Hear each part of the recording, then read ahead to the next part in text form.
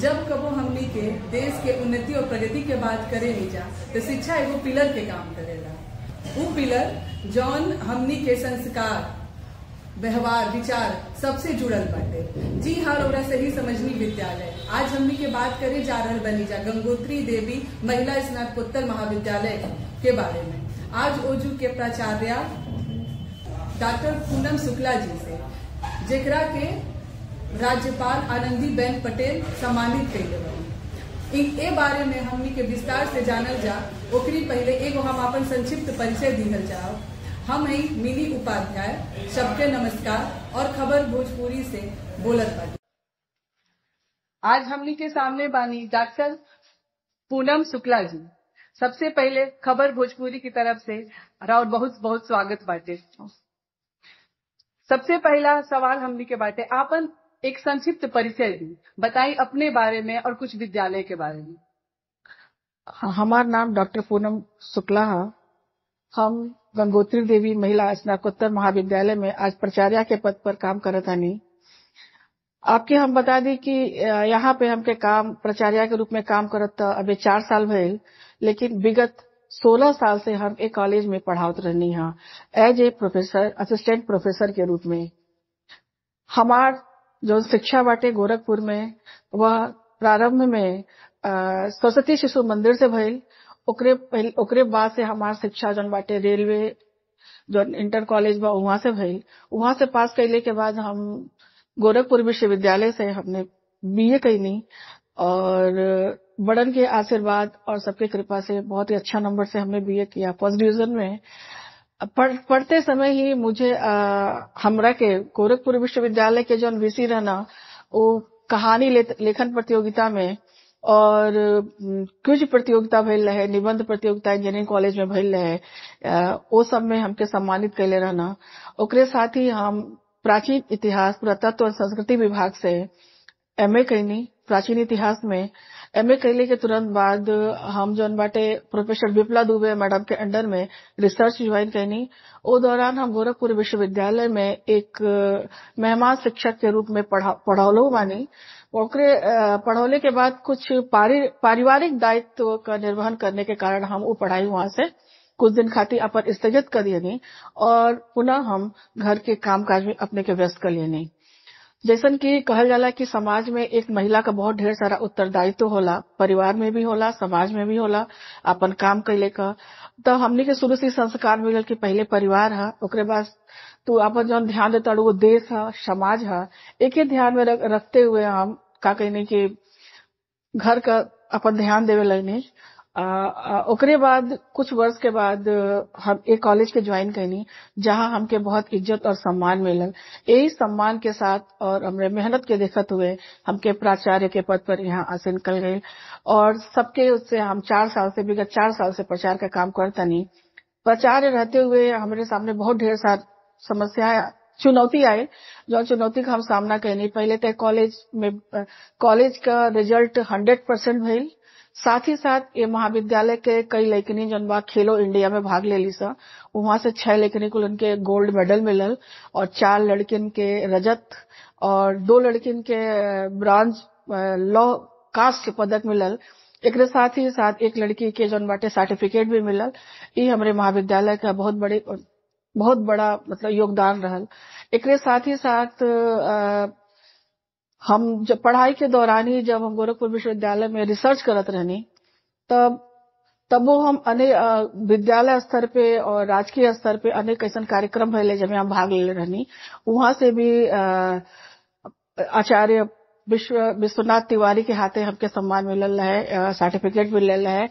निबंध प्रतियोगिता में हम प्रथम आयल रहनी और अपने साथ साथ हम स्टेट लेवल पे जब हाई स्कूल में पढ़त रहनी तब बैडमिंटन का खेलत रहनी बहुत अच्छा। राजकीय जैसे रोरा कहत मानी बताइनी कि आप कई गो चीज में अपनी प्रतियोगिता में भाग लेनी और कई गो प्रतियोगिता जीतबो कैनी, आगे बढ़नी, खेल कूद होके चाहे पढ़ाई लिखाई होके, हर तरह से। एक चीज में एक और हमनी के बात सुनले बानी जा कि राज्यपाल और जौन बाटे महिला सशक्तिकरण में रौर के पुरस्कार मिलल बाटे, राज्यपाल द्वारा भी रौर के पुरस्कार मिलल बाटे। एकरी बारे में थोड़ा विस्तृत जानकारी देती। आजकल जौन बाटे की कई तरह के कार्यक्रम चलत बाटे देश के सुधार में। एमे टीबी के देश से पूरी तरह से खत्म करे खातिर एगो कार्यक्रम रहे सरकारी हॉस्पिटल से गोरखपुर से वहां से एक कार्यक्रम भइल है।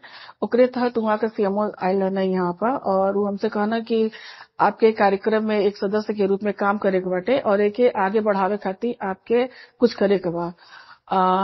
ऐसे हम बहुत प्रभावित भइनी काहे से कि समाज सेवा में हमार थोड़ा मन लागेला, तो हम एके ज्वाइन कईनी। एकरे तहत हम 6 लेखन कुल के अपने गोद लिहनी। गोद लिहले के बाद ओ छौन के पूरा दवाई, ओकर खाना, उनकर रहन सहन सब पे पूरा करके ओ लोग के पूरी तरह से ओ लोग का इलाज भइल और एकरे तहत हमार नाम आगे गईल और हमरे देश के जन गवर्नर बाड़ी आनंदीबेन पटेल मैडम वो आयल रहली और हमके सम्मानित कैली एक काम खातिर। आगे भी हम ये काम करत आनी। ए बेरी फिर हम 10 बच्चन कुल के गोद दिले बानी और ओ कुल का पूरा दवाई तो हमके सरकारी हॉस्पिटल से मिल जाला और सब वो लोग का देख रेख का सब जिम्मेदारी हमारा का पूरा डिटेल हमारे लगे रहेला। उससे जाके हम मिले नहीं वो लोगन से, फिर बतावे नहीं कि तू लोग कैसन अपन जीवन शैली की जिया ताकि तू ए भयंकर बीमारी से ग्रसित न होकर और तो लोग स्वस्थ रहा। एकरे बाद जहाँ आप कहनी कि नारी सशक्तिकरण का आजकल हर जगह एक कार्यक्रम चलल बा, जन गवर्नमेंट चलल बा नारी सशक्तिकरण महिला सशक्तिकरण के नाम से जो जाना जाता थे। एक कार्यक्रम के तहत हमारे महाविद्यालय में अनेक कार्यक्रम भइल है और ये कार्यक्रम के देखते हुए उच्च शिक्षा विभाग के जन अधिकारी रहना वो भी एक कॉलेज के पुरस्कृत करना। एमे लड़की को इनके जैसे आगे बढ़ने का कई स्किल दियल गई कि तुम लोग कैसे लड़की सब कैसे आगे बढ़ सकेली और बढ़ने के साथ वो कैसे काम कर सकेली ताकि देश और समाज का नाम आगे बढ़ा सके। तो ओकरे तहत लड़की को उनके कंप्यूटर का शिक्षा दियल गई, सेल्फ डिफेंस का शिक्षा दियल गई। सेल्फ डिफेंस जोन बाटे एमे कराटे भइल, बॉक्सिंग का एजा कार्यक्रम भइल और साथ साथ खेल कूद में जैसे कि अब हम सोचतानी कि कुल के आगे बढ़ावे खातिर वो लोग के क्रिकेट का प्रतियोगिता बाटे और खो खो बा, कबड्डी बा, ताकि शारीरिक रूप से वो स्वतंत्र रहे। कहल जाला कि शरीर जब स्वस्थ रही तबे ओमे मस्तिष्क का विकास होई, बुद्धि का ज्ञान होई। तब एकरे खातिर हम अनेक कार्यक्रम कहतानी। एकरे तहत भी हमके उत्तर प्रदेश सरकार के द्वारा सम्मानित कियल गई है। एमे कई लोग 35 महिला लोग रहल, ओमे हमरो एगो नाम रहे और एकर हम बहुत आभार मानतानी गवर्नमेंट का कि हमके सम्मानित कैली खातिर। एगो महिला होने के नाते कितना तरह के चुनौती के सामना करत और सम्मान भी पैनी, पढ़ाई लिखाई कैनी, आज एगो प्राचार्य बानी, इस बहुत मायने रखेला। रौरा खातिर एक से अगला सवाल ई बाटे, शिक्षा एगो बहुत बढ़न दायित्व है जेकरा के देश चलावे के होके, घर चलावे के होके, हमनी के नेता मतलब हर जगह शिक्षा की जरूरत पड़ेला। एकरी खातिर आप का बताब ए शिक्षालय के चलैले में कितना चुनौतियन के सामना करे पड़ा? हम आपके बता देतनी कि जब एक कॉलेज का स्थापना भइल रहे तो एक कॉलेज का उद्देश्य रहे कि नारी शिक्षा के हमके आगे बढ़ावे के बाटे। माननीय स्वर्गीय हरिशंकर तिवारी जी का यह मुख्य वो रहे कि स्त्री शिक्षा के आगे बढ़ावल जाए। आपके हम बता दें कि ई पूर्वांचल का सबसे पहला महिला कॉलेज है जहाँ पे खाली महिलन को उनके शिक्षित करे खातिर डिग्री कॉलेज के साथ साथ उनके रोजगार आगे मिले एगो नर्सिंग कॉलेज भी हमरे कॉलेज में चलेला और हमरे खातिर ई बहुत अच्छा रहल कि हमार जन प्रबंध तंत्र बाटे हमके पूरा सहयोग दिला से में एके आगे बढ़ावे खातिर और हम अपने ओके ईमानदारी से निभौनी। और एकरे साथ कि जौन यहाँ लड़की कुल पढ़ेली ओ कुल खातिर जौन हमार प्रबंधक माना वो अलग अलग से अपन एक अलग उदेना कि एक ए लोग के आगे बढ़ावा और आगे बढ़ा के लड़कियन कुल के अलग शिक्षा दा, जैसे कंप्यूटर का शिक्षा हो गई और ओ कुल के ब्यूटी पार्लर का शिक्षा हो गई, सिलाई का शिक्षा हो गई। ये तरह का अनेक कार्यक्रम जौन बाटे एक कॉलेज में चलेला जौने के तहत लेकिन कुल आगे बढ़ेली सा। चूंकि हम महिला हैं हम और लड़की बाड़ी सा तो चुनौती तो बहुत बार समाज में लोगों के सामने हमरे रहल, लेकिन इतना सहज और सरलता से हमरे साथे वो लोग सहयोग कैल प्रबंधन की हमके एक काम कैले में तनको मतलब दिक्कत नहीं आयल और हम बहुत आसानी से ये काम आगे कलिहनी। लड़की कुल आगे बढ़ली सा। बहुत लड़की एक कॉलेज का जनवाड़ी सा एयरफोर्स में जाके और एयर होस्टेज का काम करत ताड़ी सा। ये साल 3 लड़की कुल का सिलेक्शन इंडियन एयर होस्टेज मतलब में हुआ है। एकरे साथे साथे कई लड़की जन बाड़ी सन फूड और न्यूट्रिशन का पढ़ाई करके, और जैसे एम्स वजह खुलल बाटे, एमे हमरे कॉलेज के 2 लड़की बाड़ी सन। आप चाहे तो जाके कॉलेज से मिल सके, नहीं हमके अच्छा लगी। और वहां जाके फूड और न्यूट्रिशन के पद पे काम करता रही सन, हेल्थ डाइटिशियन के पोस्ट पर काम करता रही लोग। और ई काम करके अपने कॉलेज का नाम, महाविद्यालय का नाम जन बाटे आगे बढ़ाता लोग। एकरे साथ ही साथ गोरखपुर मेडिकल कॉलेज में, सदर हॉस्पिटल में कई ऐसा हमार नर्सिंग का छात्राएं बड़ी जन जाके वहां पे काम करत रही। और जब केहू आके हमसे कहेला कि आपके कॉलेज का, महाविद्यालय का छात्रा यहाँ बड़ी, यहाँ काम करते रही, तो हमके बहुत गर्व का अनुभूति होला। और ऐसे होला कि ताकि ई जोन कॉलेज बाटे, जोन उद्देश्य के लेके कर स्थापना भइल बा, वो उद्देश्य पूरी तरह से जोन बाटे कामयाब होता, ई देख के एक प्रचारक के रूप में हमके बहुत खुशी होला। साथ ही साथ हमार ई महाविद्यालय चलाने में हमार जोन एक कॉलेज का शिक्षिका लोग बाटे, वरिष्ठ शिक्षिका लोग बा, हमार ऑफिस स्टाफ बा, 4th क्लास एम्प्लॉय बा, सबका सहयोग रहेला। काहे से कि एगो अकेले हम अकेले न चला सकेनी। सब लोग जब हमके आपन आपन सहयोग देई, तबे ई कॉलेज आगे बढ़ेला। और यही से ई कॉलेज आगे बा। और ई आपके हम बता देना चाहते हैं कि कहीं भी आप जाएं, तो जब ये कॉलेज का नाम ले, तो आपके उस सम्मान मिली कि आपके खुद गर्व का अनुभूति हुई कि ये कॉलेज में हम गए रहनी है, एक कॉलेज से हम मिलनी है, चाहे एक कॉलेज से हम संबंधित बानी। ये बात के हमके बहुत गर्व रहेला। रौरा सही कहानी है। जैसे एक आप महिला है, हमहू महिला है, कॉलेज भी महिला कॉलेज है, और यहाँ के रौरा आप प्राचार्य भी है। तो हमके ये पूछा था कि महिला के जा मतलब शिक्षित करे खातिर सरकार कई तरह की योजना चलावत आवत बिया, और औरत कुल शिक्षित होत बादी। तो एकरा खातिर रौरा का कहब कि कितना आप देखा तनी वृद्धि दर की महिला मतलब शिक्षित बाड़ी? गवर्नमेंट का जितना योजना बाटे के देखले से ही पता चलता कि कुछ न कुछ तो संख्या में शिक्षा में बढ़ोतरी भइले बाटे, सुधार तो भइल बाटे, बहुत शिक्षा का स्तर बहुत आगे बढ़ल बा। और चूंकि हमनी का एक महिला है जहाँ, और पहले लड़की रहे जा, कभी बहन बेटी हर रूप में इस समाज में मानी जा, तो एक बेटी के रूप में जो हमने कर्तव्य होला पहले ओके पूरा करे नहीं जा। साथ ही साथ क्योंकि जब पत्नी बने नहीं जा, तो ओहू के कर्तव्यों के पूरा करे के रहेला। काहे से कि हम दूसरे के घरे में जानी, और वहां जाके फिर वो परिवार से अपन सामंजस्य स्थापित करेनी। अब फिर वो सामंजस्य के स्थापित कैले के बाद, अपन उच्च शिक्षा के ग्रहण कैले के बाद हम एगो पद पर आसीन होके कार्य करेनी। तो इस सब में जब हम सामंजस्य स्थापित कर लेनी अच्छे से, तबे हमारा जीवन शैली अच्छा से चलेला। तो यही से यहाँ जितना शिक्षिकाएं बढ़ी, वो सब अपने दायित्व के तो अच्छा से घर में पूरा करेली, तभी वो शिक्षक या शिक्षिकाएं बनती हैं। का अगर वो अपने दायित्वों का सही से निर्वहन नहीं कर पहिया, तो फिर वो आगे कैसे पढ़ा पहिया। तो एहू कुल पर ध्यान दे के यहाँ शिक्षा कुल का जो शिक्षक लोग पढ़ावेला, वो लोग का नियुक्ति होला कि वो लोग कौने परिवार से, या वो लोगों का शिक्षा कौने स्तर का बा। अधिकतर हमरे कॉलेज में जितना शिक्षिकाएं पढ़ाली सब MA नेट है, PhD है।